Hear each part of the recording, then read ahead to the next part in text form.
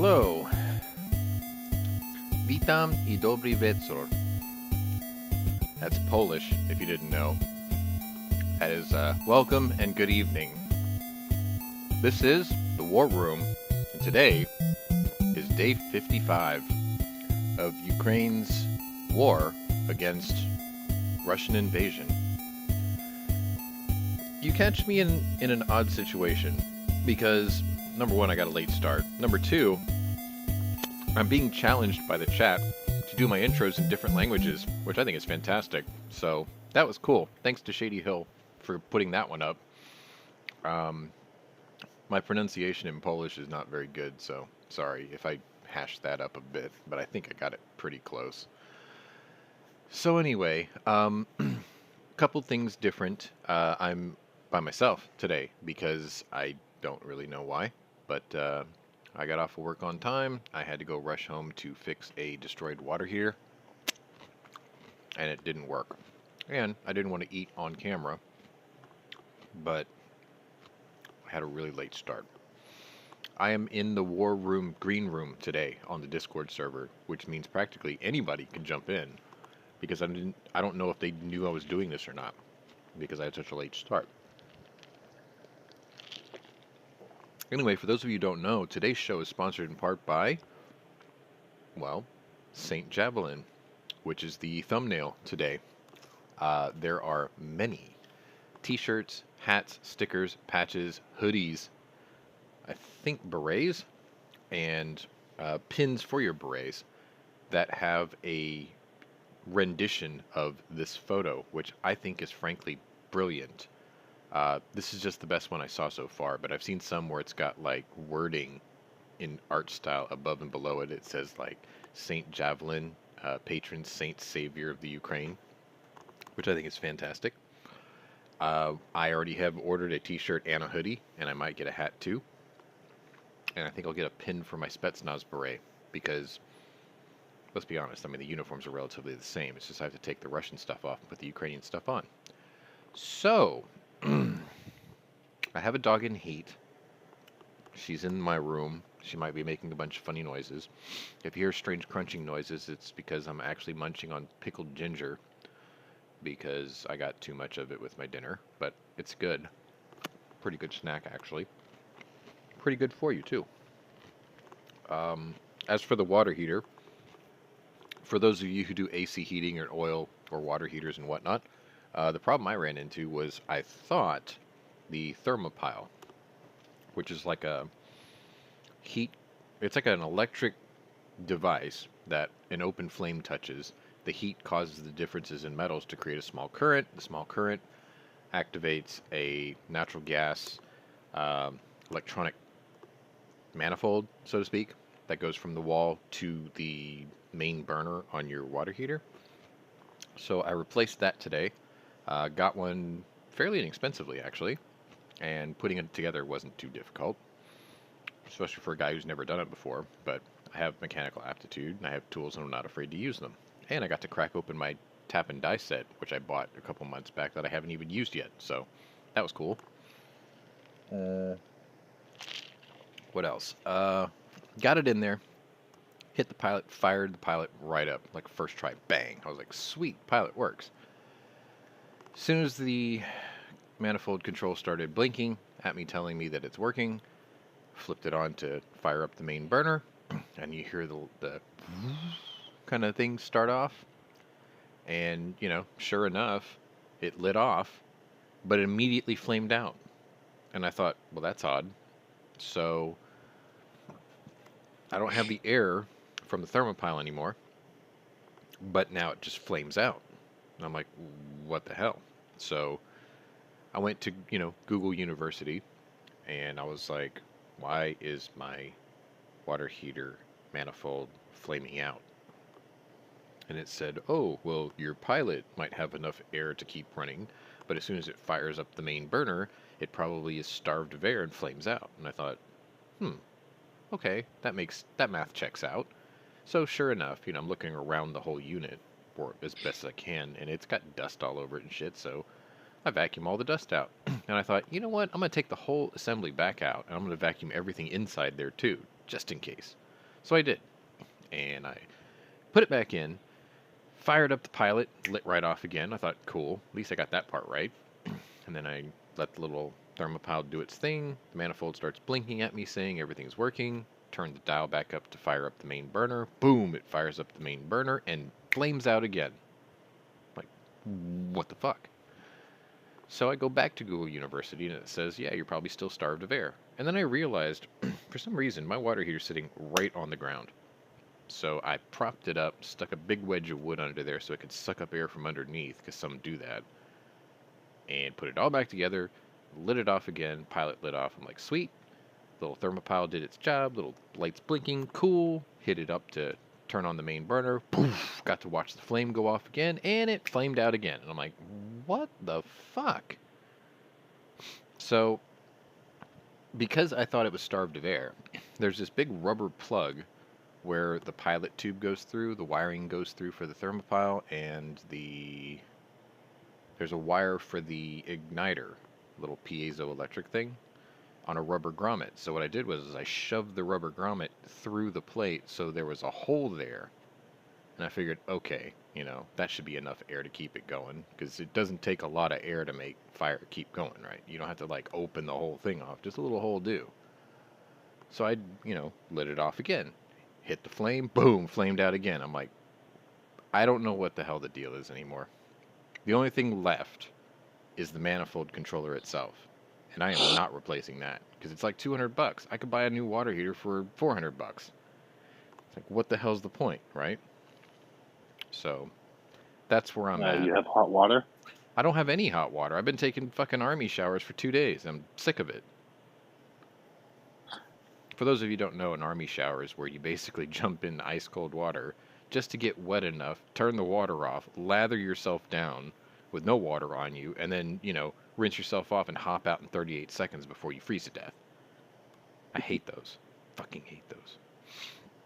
What's funny is my dad, he served in Korea and Vietnam, and he was like, yeah, it's colder than a witch's titty in that shower. He was like, I didn't even have that bad in Vietnam. I'm like, what do you mean? He's like, Vietnam's a lot hotter. Yeah, it's 110 I'm like, sometime in Vietnam. oh, touche. He's like, yeah, And the water's steamy. cold in the morning. I'm like, yeah. And he goes, it's less cold in the afternoon. I was like, it's still not hot. He's like, nah, it's still not hot. But whatever.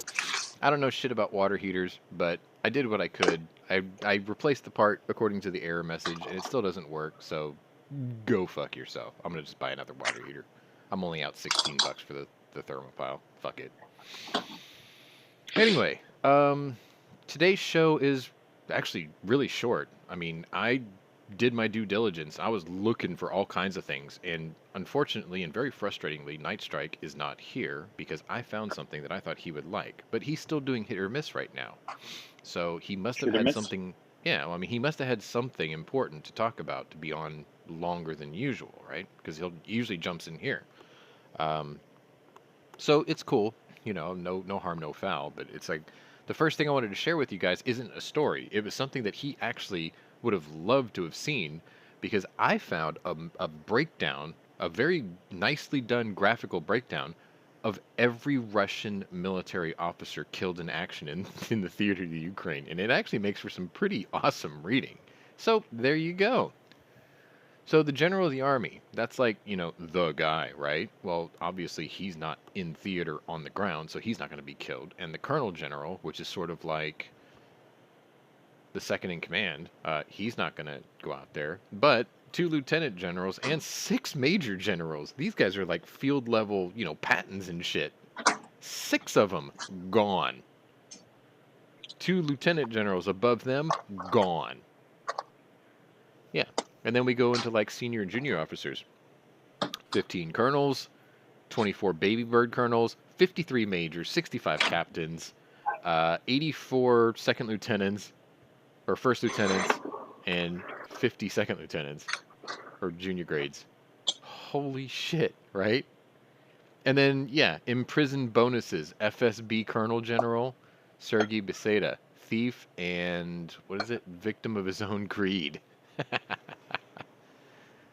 Oh, Randy, the installation thing, I installed the last one. Like, it's not a big deal. It's just like wrestling a bear in a phone booth. But, I mean, other than that, It's fine. I could put them in. Matter of fact, uh, the one I bought last time is kind of a funny story. It was called, what was it called? A professional ream or something like that. It's kind of a nice one. It's gunmetal gray with like a maroon shell. That's why I bought it, because I thought it looked like my car, color-wise, and at the time.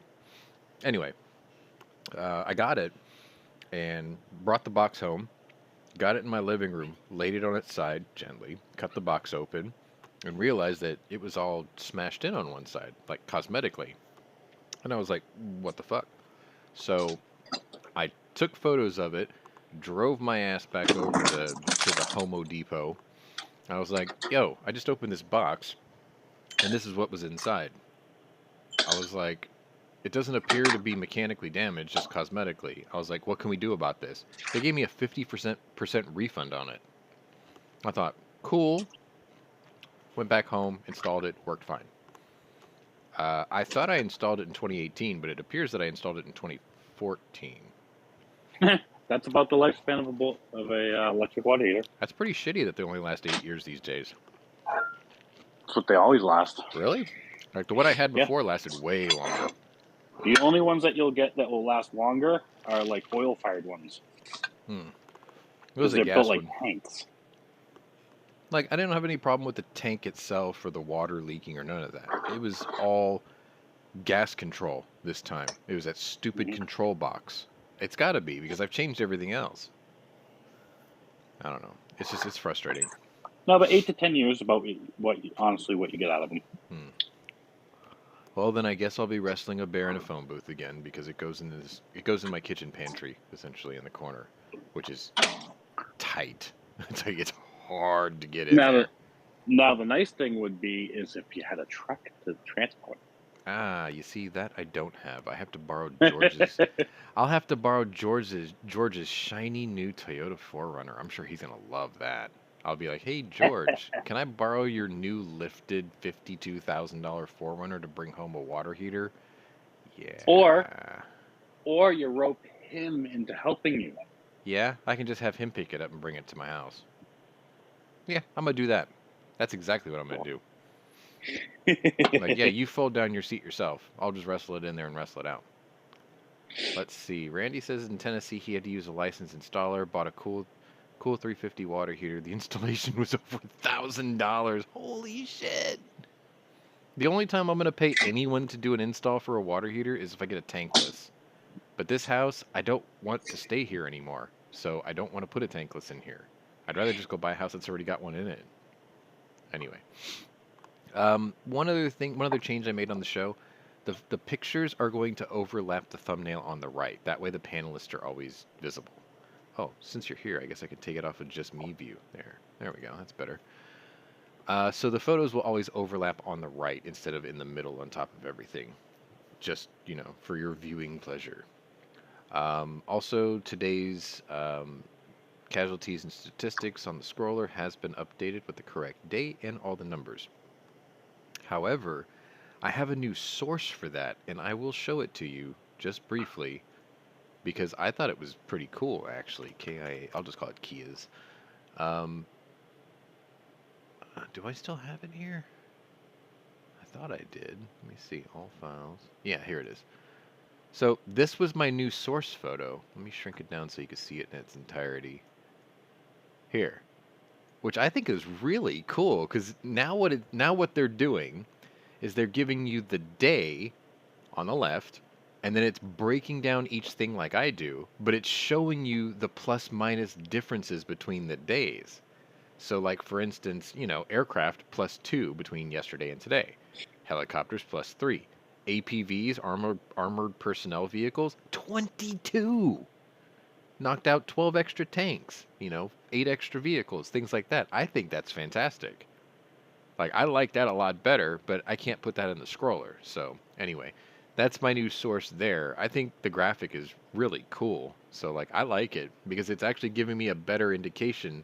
Maybe what I'll do is I'll show you this photo every day if I can get the same source every day to do this. So that way you can see the plus minus numbers or the plus numbers every day, instead of just seeing it scroll across the bottom wondering how many changes. Well, for Russia, they're minus numbers. Yes. Yes, they are.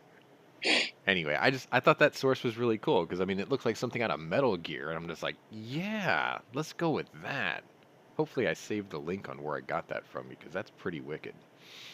Anyway, let's see. My first story. If my dog in heat would stop whining, I let her out today. Get this. I know I'm tangenting real life stuff right now with war stuff, so I apologize, but this is kind of a funny story. This dog is the first female puppy I ever had uh, with my breeding pair, right? I called her the miracle puppy because she was born after I call it the furry hamburger patty, also known as the placenta, that came out. And then she actually was born 2 hours after that, which defies logic. Like that furry hamburger thing comes out usually after the last puppy is born. So I'm thinking, wow, how did she survive? Because she would have like drowned and died or whatever, right? Nope, she came out, and I called her Miracle Puppy. I gave her the name Evie, which is short for Genevieve, which is still part of my World Conquerors thing because she defeated Napoleon. Anyway, yeah, she's in heat for like the third time in her life, and she doesn't know what to do, and I don't want to breed her. So uh, today I let her out with just my last litter of puppies, which is two males and a female, because I gave one of my other males away to George, my coworker. So all the adult dogs were outside, and then she was in my living room with the three puppies, and I exhibited a behavior I've never seen her do before. She kept like bouncing around between the two males and like backing that ass up into their face and then rubbing it up against the couch. And then they would walk by and sniff it, but they're puppies. They don't know what's going on. They're just like, what's this? Right? And then she would like bounce over to the other one when he didn't know what to do. And then she like backed that ass up into his face. And I'm just like, Evie, you hooer, what are you doing? And then finally, like my puppy Tank, I named him Tank because he's gigantic and he runs into everything and knocks everything over. Which is funny because I mean he's a Yorkie, he's not that big, but for a puppy Yorkie, he's gigantic, right? Uh, I think he must have figured it out because he like mounted her for a split second. I was like, "What are you doing?" He like jumped down, like, "Oh shit!" So I think I gave him a complex, but yeah, apparently Evie's turned into a little hooer. That's not cool. She's supposed to be, like my little girl puppy thing, whatever. Haven't you figured it out? They all are. Well, I'm gonna make her maintain her chastity for a while. I don't know. I don't want to breed her Until your yet. mom lets her out. No, well, shit. I don't want to. I don't want to breed her yet. Like maybe next year I'll let her have one litter, but not now. Anyway, sorry about that. It's just she's whining. Like she's very unhappy right now at my door, and I can hear her making this like whining noise, like a kid just going, "Come on," It's like, no, you can't go out there and be a whore. Okay, so let's get to the stories. The first one is kind of weird. It comes from Russia, 9:41 a.m. Moscow time, and I think what it is it's the Ukrainian Air Force trolling the Russian Air Force with satellite photos because they asked a very interesting question today. They increased the resolution over a satellite photo, and they just said, how much of the Russian Air Force is actually styrofoam?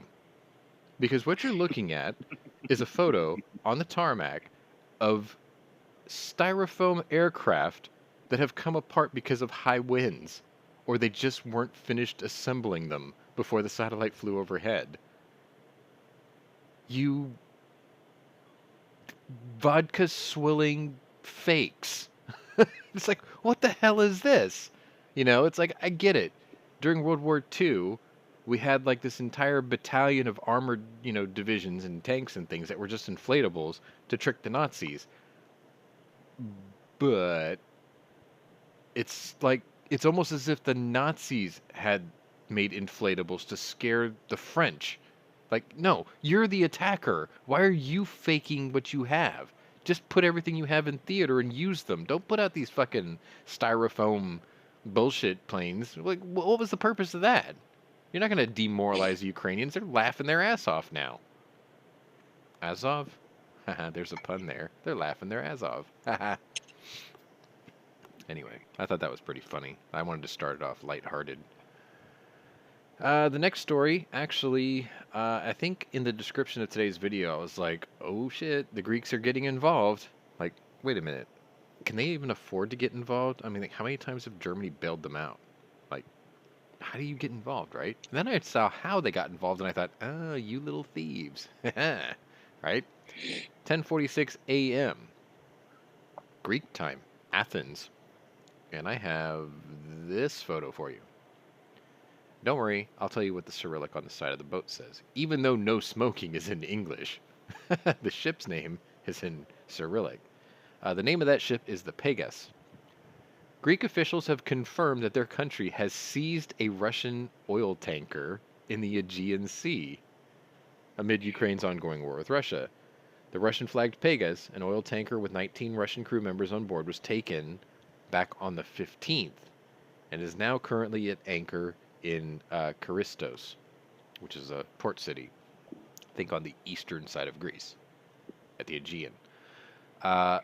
So, okay, you have been bankrupt for years.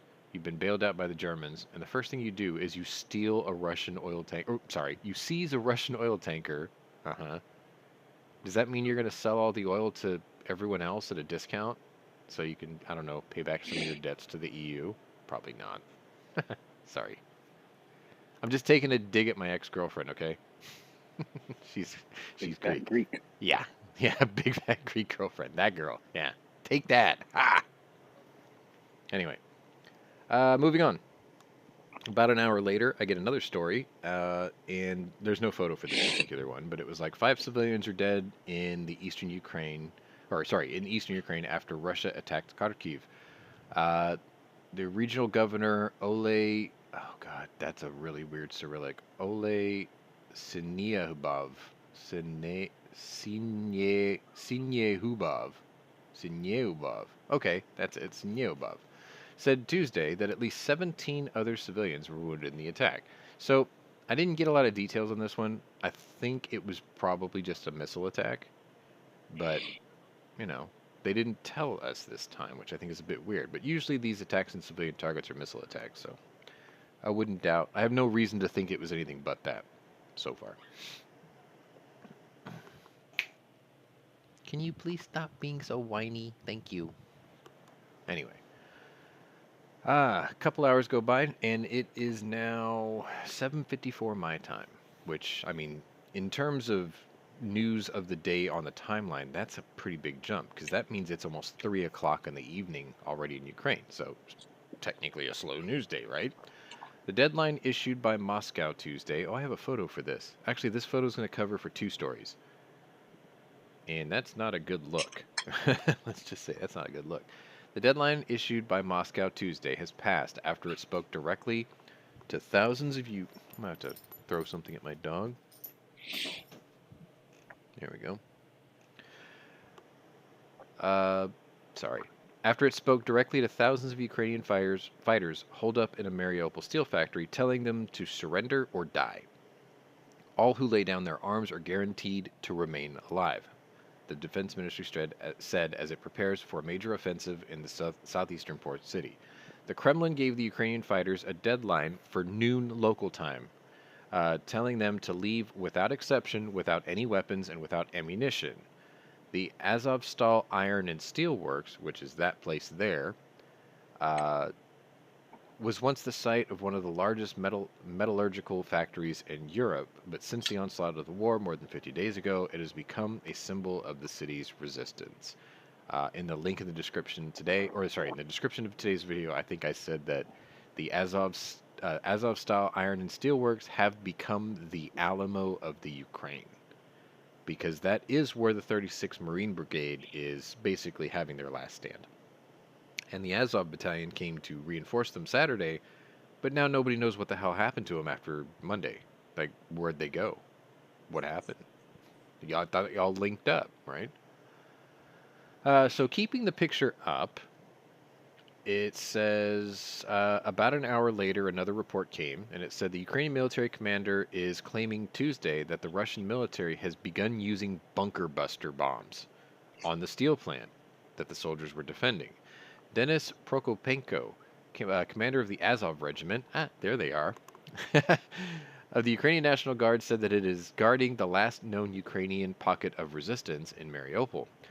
He said this in a video message that Russia had begun dropping bunker buster bombs on the Azovstal Steel plant where the regiment was holding out. Civilians are also believed to be sheltering at the plant, which covers the territory of roughly 4 square miles. Now, I had a photo to show you of Mariupol and every part of the map that was under attack or destroyed, and they did it in the form of little red dots on the map. For some of you who maybe keeps up with like national news just here in the United States, there was this sort of, it wasn't meant to be a joke, but you couldn't help but to laugh at it because of how tragic the story was. There was an app back in the day that cataloged where people would mark a brown pin in San Francisco anywhere they found human feces in public, right? On the streets or whatever. The entire area of San Francisco was just one mass of like 10 million brown pins that you couldn't see the city underneath it. That's how much shit was out there, right? Well, this photo of Mariupol that I found, trying to show the world how much of that city was attacked, it was just an entire like sea of blood red pins. There was no white spots. The whole town has been destroyed. There's nothing really left. I mean, look at that photo. That's an iron and steel works that takes up 4 square miles. Do you see any building that looks like it's standing that wasn't attacked? It's all destroyed. The whole town is destroyed. There is no Mariupol. Like even Zelensky said himself, he was like, "There's no Mariupol. There's no rebuilding this. We're just gonna have to just flatten everything out and start over." I mean, that's like taking Cheyenne, Wyoming, and wiping it off the map. Because I think Mariupol had a population of 400,000. I think Cheyenne, Wyoming has a population of about 300. Actually, no, I think the whole state only has a population of 300,000. But imagine if they were all in Cheyenne and then you just destroyed it. Like, you have to start all over, right? Like, what the fuck? That's kind of what's happening in Mariupol, which is why I'm saying that plant is the Alamo. Because the Alamo was technically, yeah, it's one building, right? It looks like one building, but it's not. It's a fort, and there's a bunch of like small buildings within its walls. Well, the steel plant's kind of the same thing. It's a complex of smaller buildings, and the totality of it is the complex. And it's being destroyed. And I asked this question yesterday. I'm pretty sure I did it yesterday. Was how long will Russia put up with this nonsense, resistance, before they start dropping bunker busters? Well, they must have been listening to yesterday's show because that's the first damn thing they did. Shocker, right? How long are these guys going to hold out? Because they were the last pocket of resistance. Even with the Azov battalion coming in to help, they're still going to get annihilated. Then what happens? Because there's nothing left of Mariupol. They'll just keep moving down the Donbass region, or Luhansk, or, towards Crimea. Moving on. All hail St. Javelin. Sorry, every time I take the picture up, I see that picture, and I'm like, St. Javelin. About 2 hours later, it is now 5:55 p.m. Ukrainian time, local time. And I have this photo for you here. And it says, Ukrainian officials said this week that roughly a third of all of its infrastructure had been destroyed by Russia's invading forces as the war continues for its 55th day.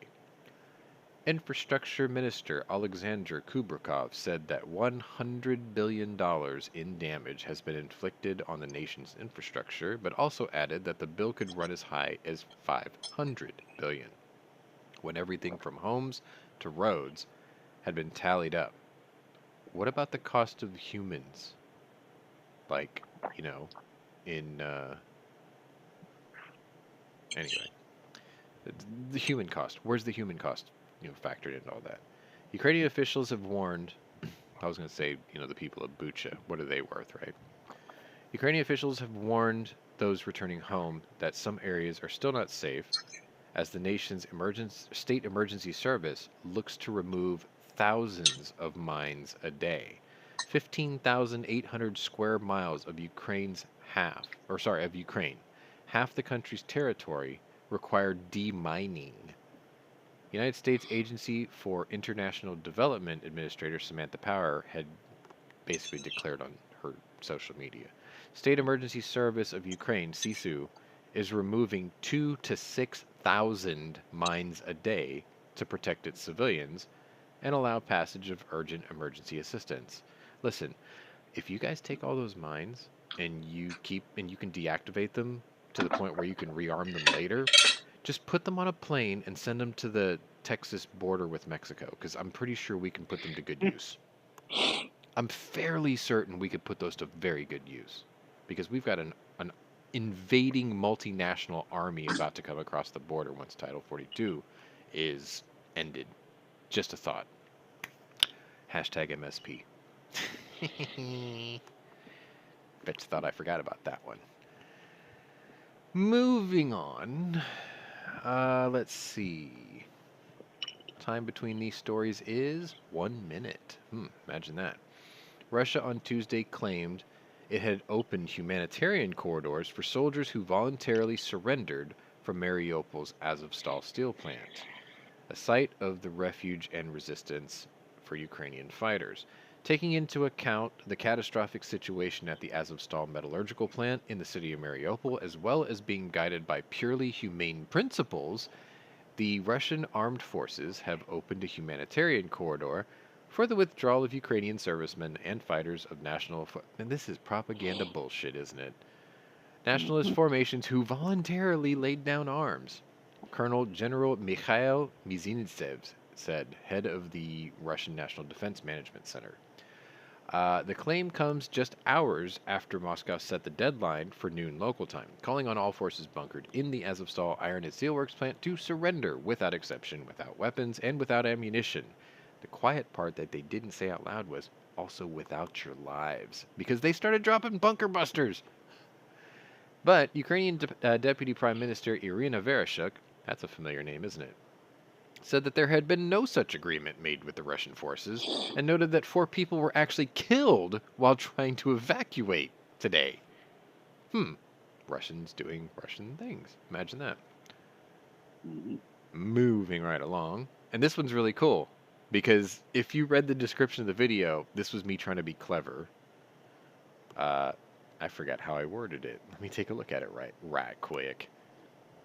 Oh yeah, another ally agrees to, quote, Czech, spelled C-Z-E-C-H, out Ukraine's T-64 tank fleet.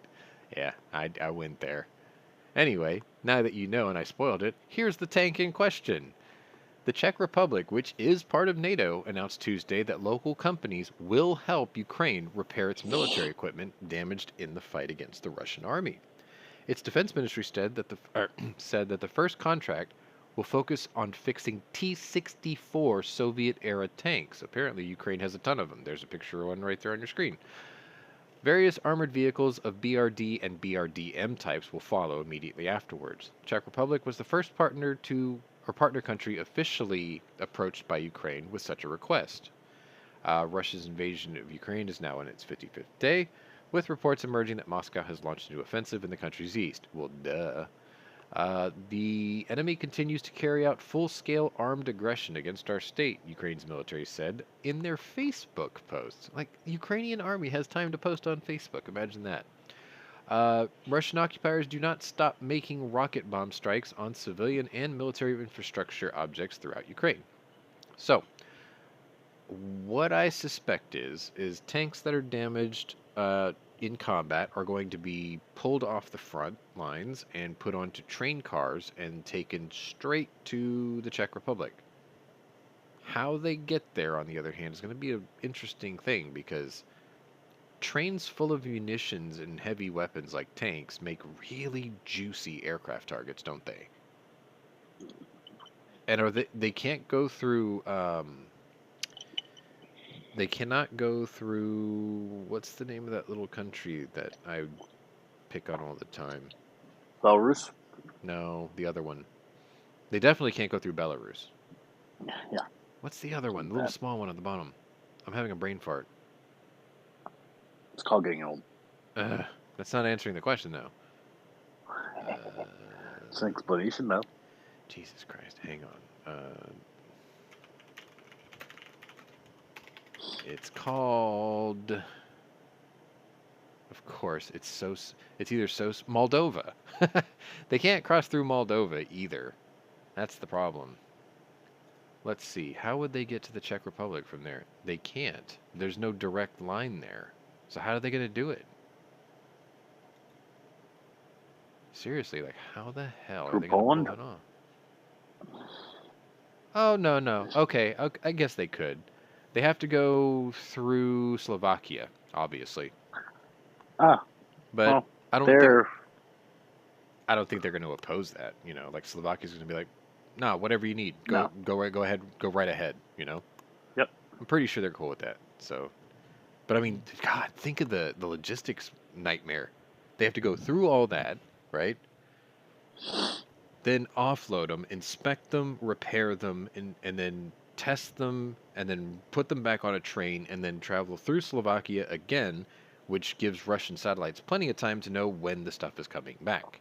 And then again, a train that makes a really juicy military target in the air. Kind of, I don't know. It's going to be weird how that works out. I hope it works out, though. It's not like we're sending them Abrams or anything. Moving on. No, because then that would get rid of all their things. Oh, look who finally made it. How was your show? No, it was better. I figured you had a lot to talk about. That's why you weren't here earlier. Well, I was more complaining about the ghost Oh, wow. and discussing some other things that. All right. So anyway, moving on. Let's see. Besides, if they fielded Abrams in Ukraine, the war would be over by now because all the Russians are throwing out on this T-72s and upgraded T-72s, T-90s. Yeah, but they Well, started. the Polish have a crap ton of Challenger 2s also. Polish have everything. Yeah, Yes, they have everything. Like, I think in terms of military intelligence, the Poles are awesome. They I'm just- own every allied tank. Like they have Leopard 2A7s. And Russian. Yeah, they have Leopard 2A7s, they have Challenger tanks, they have Abrams tanks, and then they've got Russian tanks. It's like they know the strengths and weaknesses of all of them because they use all of them. I'm almost praying for a stray Russian missile or rocket It'll never headed happen. for Lviv to hit Poland. Don't say never. Praying. It'll never happen because the I am fact of the praying. matter is Russia could drop a tactical nuke tomorrow on Mariupol, and the world will do nothing. I'm pretty sure I some of will those bet. Eastern European countries will. I Not would, like that. I will wager. I bet you. I bet you one of these Lancer limited edition burnt orange magazines. Like, I will send it to you if I'm wrong. If they drop a tactical nuke on Mariupol in the next 48 hours, the world will do nothing. NATO will have another stupid meeting where they all get together and argue about what's for lunch, and they will vote on a resolution to denounce Russia for using a tactical nuke, but that's just word salad, right? And then they'll put out another round of sanctions that do absolutely nothing on the battlefield where it's needed the most, right? You're hurting industry in Russia's mainland. You're hurting exports and imports. You're hurting individual oligarchs that can't travel. But you're not hurting the soldier in theater who's still firing his machine gun at civilians trying to escape the carnage that you have brought upon them, right? Sanctions don't stop bullets, you fucking morons. So, Neither do helmets, but night vision might. night vision doesn't stop bullets. Night vision just helps you see the bullets and tracers travel. And you're like, oh shit, put your head down. Anyway, Well, Night night vision you would- shouldn't need for tracers. No. well, true. But they definitely light up like a red-assed monkey when you do see them in night vision. Oh yeah. I'm sorry, I had to mention that joke. So It's okay. It's perfectly fine. All right, so an hour later, we got another story here, and I think I do have a picture. It's called Refit, but I used a Ukrainian picture because, well, that's all I had. But senior U.S. defense official on Tuesday warned that Russia is still refitting units and tactical groups let me reword that. Senior defense official on Tuesday warned that Russia is still refitting units and tactical groups to continue entering the country as Moscow looks to target eastern Ukraine. They didn't word that right. Anyway, they're still refitting units outside of Ukraine for insertion in Ukraine. They have added that over the last 24 hours, another 2 battalion tactical groups have entered the country, noting now that there are 78 operational battalion tactical groups in Ukraine. Defense officials have assessed that Russia has maintained roughly 75% of its original combat fighting force when it first amassed along Ukraine's border in the lead up to the invasion. I think that number's bullshit. I And know that number's bullshit. I'll tell you why. Because in the buildup, we were told day in and day out that the Russian military, even with a couple of extras, had a fighting force of about 200,000 troops. Out of the 200,000, you have to probably scrape off at least 20 to 25% of them as either medics or maintenance crews, right? Because the military doesn't run without medics and maintenance. They run out of gas, they're fucked. If they don't have doctors and they take wounded, they're fucked, right? Like you have to bring in support staff. So, yep. 200,000. Let's just be conservative and scrape off 20%, right? So that's what, 40,000 of them. So 160,000 actual combat troops in theater. Well, if you look at today's statistics, which is just about to scroll across your screen, it says that the number of killed is 20,800-ish, give or take, right? I think. It's about to scroll across the bottom of your screen, so we'll see that. And the military college and the Institute for, 20,800.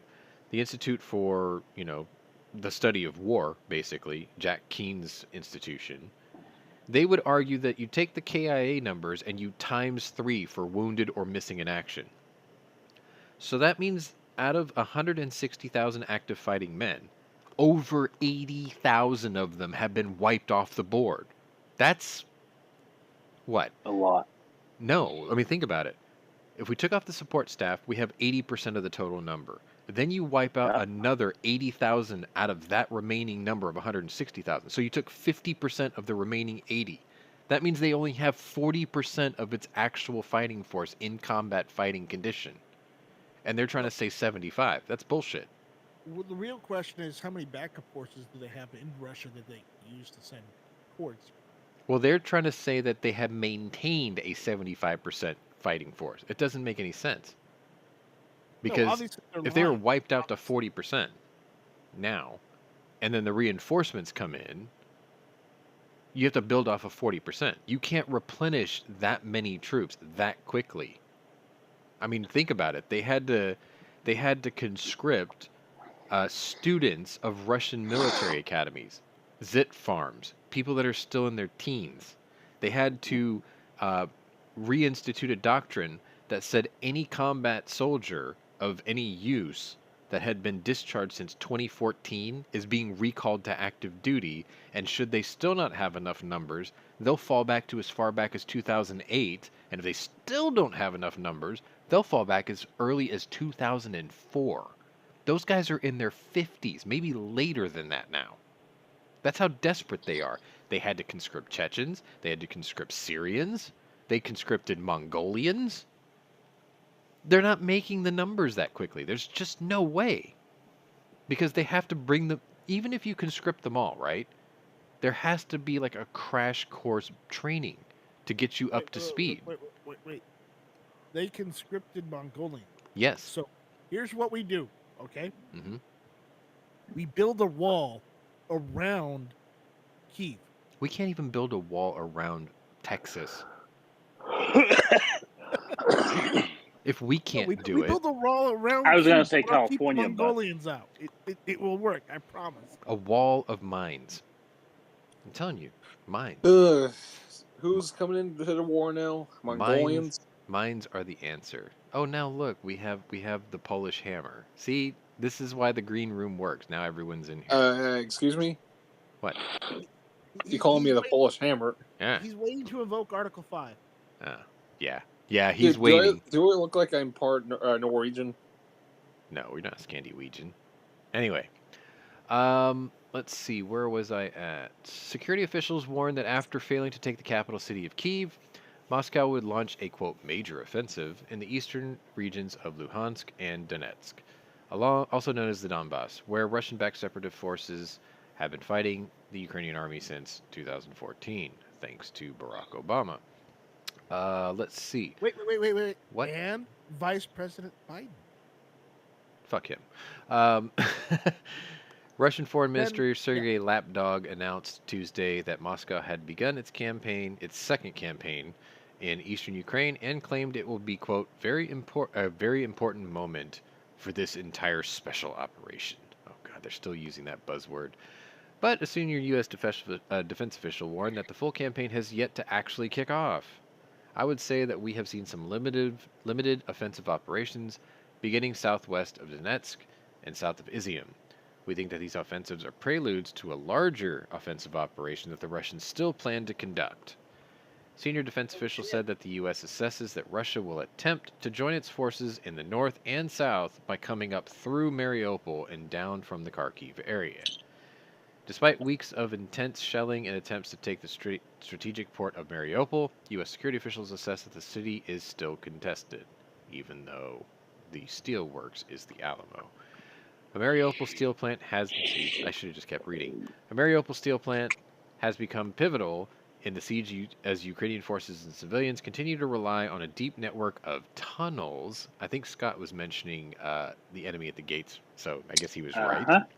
To evade Russian bombardment. Okay, well done. You got that one right. You got that one right 2 days ahead of me. Over 120,000 residents are believed to be still stuck in the city after Russian forces cut off evacuation points. The Mariupol mayor estimated that over 20,000 civilians have been killed in the fighting since the invasion began, and U.S. officials have warned the brutality of the war is expected to escalate as Russia focuses all of its effort in an area about the size of West Virginia. Country roads. Yes. Sorry. Yes, but the Russian soldiers are screaming, "Take me home," because they're in... Actually, they can't say "take me home" because they're in body bags that are going straight to mobile crematoriums. Anyway. We're going to the Belarusian radioactive treatment center. Yeah. Oh, yeah, because, kicking up dirt, using sand wedges, trying to, use the area around Chernobyl as a putting green. Yeah, you kind of fucked up, didn't you? It's a great idea to make trenches around Chernobyl, right? Really smart. Like, who ordered the ditch witch? Anyway, I've only got one story left, so I told you it was kind of a slow news day. 4:00 p.m. Eastern Time at the Pentagon. Asked about reports of Russian military using chemical weapons in Ukraine, Pentagon Press Secretary and former Navy Admiral John Kirby told reporters Tuesday that the U.S. has, quote, seen no evidence to confirm the reports. The comments came as reports have surfaced over the last week that there was evidence of a chemical attack in Ukraine. It also comes as Japan announced Tuesday that it will be shipping equipment to Ukraine aimed at protecting against potential chemical, nuclear, and biological attacks. They're sending in all the equipment that Nest teams use, basically. Like, the Japanese announced that yesterday. I didn't think it was quite newsworthy yet because it wasn't confirmed, but apparently it is now.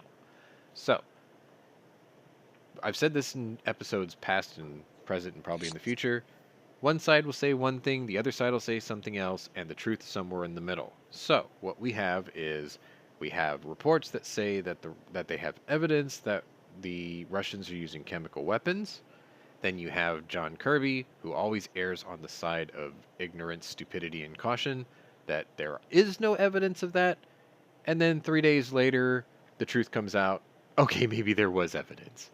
And then John Kirby just acts like he said that the whole time, which... how the fuck does he get away with that? He always does that. He's like, no, we don't have any evidence of this. 3 days later, he's like, yes, we have evidence of this. And everyone's like, well, what did you say 3 days ago? I don't know. Next question. I was like, what? Military intelligence. Jumbo shrimp. Oxymorons. I get it. So anyway, let's see. Chat's been a little slow today. Okay. Let's look at if there was any updates before I let you all go. Oh, I guess there's one small update. Apparently, Russian Defense Minister Sergei Shoigu, the guy that we said was MIA and probably disappeared, oft killed, whatever, and Valery Gerasimov. Apparently they're not dead. Because, yeah, they're not dead. Because today, Russian Defense Minister Sergei Shoigu has accused the United States and other Western countries of trying to delay the course of war by sending in shipments to Kyiv's military. Now, think about that for a second. They are mad at us for prolonging their genocide. Seriously. Like, they're like, Uh-huh. it's all your fault that this genocide is taking forever. Like, Well, what? Remember, these are also the same people that said if the Ukrainians don't stop attacking Russian towns and cities, they'll have to declare war on them. It's like, aren't you already in a war already? No, it's a special military operation according to them. And you know what the rest of the world calls it? A Special fucking war. ed? It's special ed. Russian intelligence is special ed. That's what it is. Well, military intelligence is an oxymoron. Yeah, that just does not exist. No. Doesn't matter which country. Anyway, so that's honestly, that's really all I've got for you today. It was a slow news day. I wish I had more, but there just wasn't any, you know? If you guys heard anything differently than what I've already discussed today, you can bring it up. But I'm pretty sure I nailed it all. And I was worried because I was running behind. You know, I was like, oh God, I've got so much show prep to catch up on. And then I sat down and I looked and I'm like, oh man, this is going to be kind of a short show today. But on the plus side, I am trying to get these down to an hour because somebody brought this up to me today. I think Mr. FNH brought this up to me today. The reason you don't see him on the panel these days is not because I didn't run him off. He has no invested interest in this conflict. I mean, rightfully so. Like, he's a welder and a steel worker, a tradesman, and he's got a family, and he just doesn't have time for that shit. I get it. A lot of people are like that. I'm only doing this because of personal interest. I'm just like, it's history in the making, you know? And I was not a student of history growing up. I resisted everything about it. Now I'm just kind of fascinated with it all. Because I think part of my background of psychology and sociology, it sort of makes me look back at these things going, okay, how stupid were people back then? Because we're pretty stupid now. You know what I mean? That's the only way I can see it. Let's see. What else do I got going on? Oh, yeah, I'm buying another AK. Oh, again? Yes. What are you bidding on? Well, I'm really holding out for that WBP Fox. I really want a Polish AK, right? Because I want that What barrel. Anything about an arsenal? No, because I really want the one with the barrel mount. Like, I want to have that. I saw it, and I'm like, I gotta have that. I need that. Now, So it's you want plenty. a Comblock AK with the freaking hinge top cover, big titty top cover? No. The barrel mount actually slides on 2 grooves in the rear sight block, and then it rides over the top of the dust cover, Oh, okay. and you want it the real clamps system. down on a stud on the rear trunnion. Okay. And it has a tensioning device. And I think it's brilliant. I'm like, yes, I want that. Because I You think might it's as well want clever. a real then in 5.56 then. No, because, like, I'm one of those... If you look at my AKs, they don't look tacked out. They look traditional. They got wood furniture or Fake-A-Lite, right? It's like, I like them... I like old-school looking AKs. But... Then why not go with a side rail mount? Because my current one has it. You just don't know I own that yet. I got a video coming out for that Sunday. I do have a No side rail mount. ATM has a freaking top cover rail. All right, come on. No, but the WBP does, or you can put one on there. It's made for it. That's they're trying to make a top cover piece. They It's want a gonna freaking look Comblock fine. AK. Trust me, it's gonna look fine. But anyway, Oh the my point goodness, is, you're killing me. I'm gonna take the wood furniture off of that, and I am gonna go tactitard on that. That's getting all the Zenico shit, upper and lower handguard, grip, Oh my folding god, you're stock. going freaking Russians. I'm going. I'm going nuts on that thing. You can't even buy Zenico anymore, dude. Yeah, you can. Sean, I posted something. Flippy in got the his chat. stuff. It came in. He was like, it takes forever, but you can still get it. Or Or it gets seized. You or don't gets know. seized. But See, I also have a supplier here in Texas. And, Why can't you just get Crook? Huh? Can't go with military equipment or Crook from Ukraine? I could. Why Actually, would you he? sent me the link to that company, right? That was Legion USA, but you could probably get the stuff. I can give you the link to the actual direct Ukrainian-made stuff. That's fine. I can go that route either way. I'm going to do something nuts with it, though. It's going to be the very non-traditional. It's going to be all, hard, sharp edges and pick rails and all sorts of crazy. I just want to do one crazy one. So that's going to be the next one. I need to get the blue and yellow tape for an AK. Then the RPK. Oh, shit. No, sorry. I got to buy 2 more AKs. Yeah. No, because I You should want to get the do... Tricom one. I want to do one. No, because I already had an Norinco. I want to do one with all the pick rails stuff on it. Like, just go nuts with it, right? And then I also want to do one, and I think Night Strike's going to like this one. I'm going to build the one from Nuka World and Fallout 4 with the shovel handle stock. Oh, good luck with that. Actually, I wanted to talk to you about that. Later. It's not hard to do. I'm going to get that setup that gives me a AR-style buffer tube screwed into the back of it. And essentially what I'm going to do is I'm just going to cut the tube, and then I'm going to inlay a shovel handle into the tube and then run 3 bolts through the sides of it to hold it in place. Like, it's supposed to look ghetto because it's a post-apocalyptic build, right? So it's going to have this wooden shovel handle that goes to like a horseshoe piece of steel with like a round chunk of wood on the end for the handle, right? And then get the whole thing, or take the upper handguard off because it's missing in the one in Fallout. It only has a lower one. And then like I'm gonna take the wood furniture off and just leave it out in on top of my fence for like 3 months, so it gets all weathered and grayed and shitty, and then put it back on because it's supposed to look weathered and grayed and shitty. And then get the whole metal part of the gun Cerakoted in that I think it's like slime green and sunburst yellow and like hot pink with stripes going down it. You know what I'm talking There's about, your right? links. I know. There's your links, John. I see it. Thanks.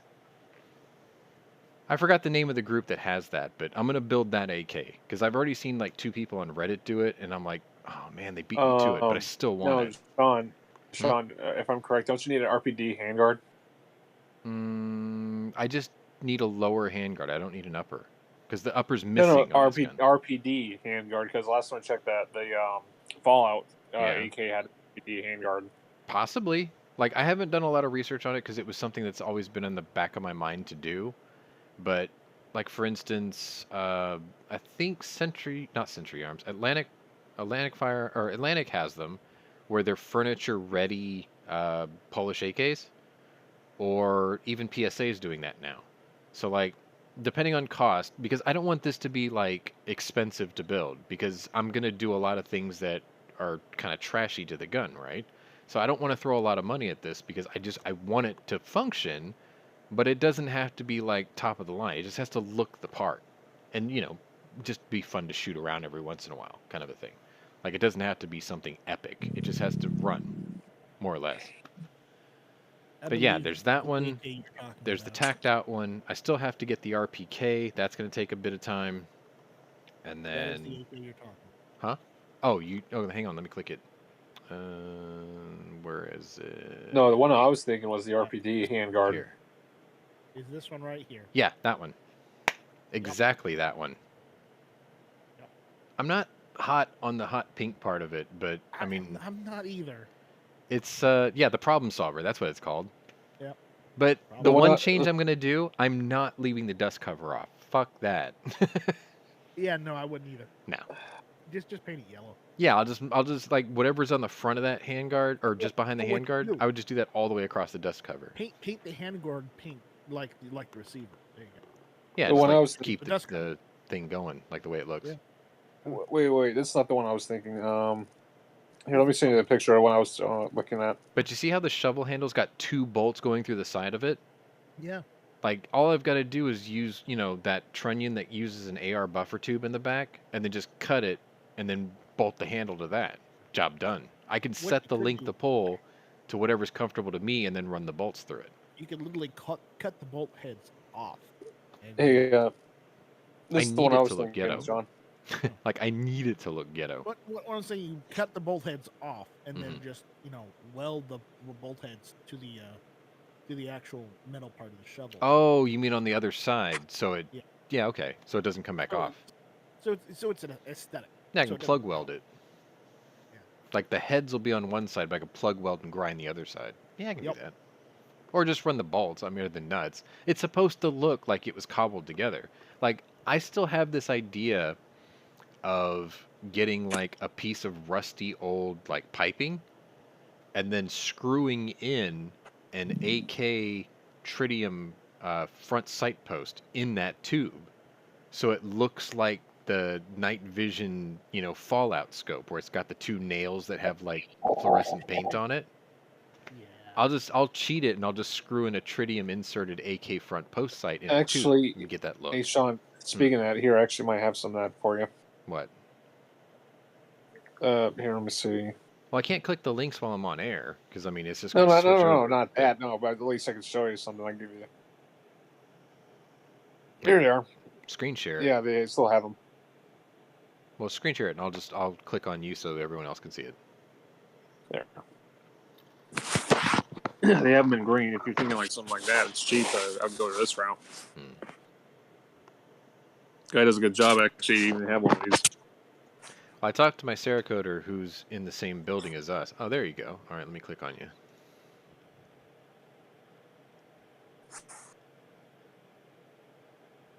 Ah, okay, yeah. They got them green, red. Oh, okay, so they're already pre-colored. Do they and, glow? They're anodized aluminum. They But don't they're pretty glow. bright. I need it to glow. That's why it has to be. It's got to have a tritium insert in it. Because like the thing I was talking about is in Fallout there's this there's a tube, right? It's just a rusty pipe, and what ends up happening is that rusty pipe has a nail driven into it, and then someone put radium paint on the nail. So you just see this glowing point while you stare down this rusty tube, and they called it a night vision sight. And it's just like, okay, for a post-apocalyptic thing, I get it. So like the only way I can cheat that is I know they make a tritium AK front sight post. I could just thread it and then screw it into that pipe to achieve that look. But the problem solver from Fallout 4 doesn't have that. It was just an add-on you put onto any AK or any gun in the game. So like when I do the shovel handle AK, it's gonna be iron sights for sure. But I still think it's neat. Like I could always maybe add one later. Oh, and this is kind of like I don't want to call it a call to arms or anything, but if any of you out there have an RS Regulate upper mount, the upper half of it for an AK, that's broken, like maybe you dropped it and you broke it or you bent it or something, I want it because I need to cut one into 3 pieces and I need the front third of that top mount if someone's got one. I can probably use the middle third if I needed to, but I would prefer to have the front third of, what's the part number? I think it's called the AK303M. That's the full length upper half of an RS Regulate.